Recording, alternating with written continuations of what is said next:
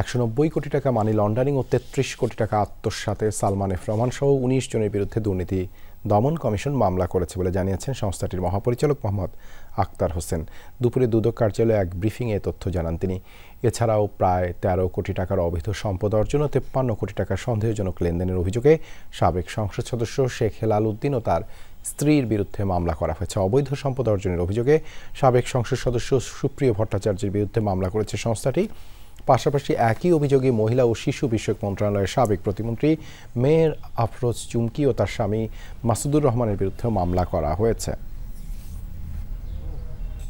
সর্বমোট 113 কোটি 41 লক্ষ 59,096 টাকা স্থানান্তর ও রূপান্তরের মাধ্যমে অন্যত্র সরিয়ে মানি লন্ডারিং সংক্রান্ত অপরাধ সংগঠনের অপরাধে জনাব সালমান ফজলুর রহমান সহ আইএফআইসি ব্যাংকের কর্মকর্তাদের সহ মোট 9 জনের বিরুদ্ধে আরও একটি মামলা রুজুর সিদ্ধান্ত গৃহীত হয়েছে।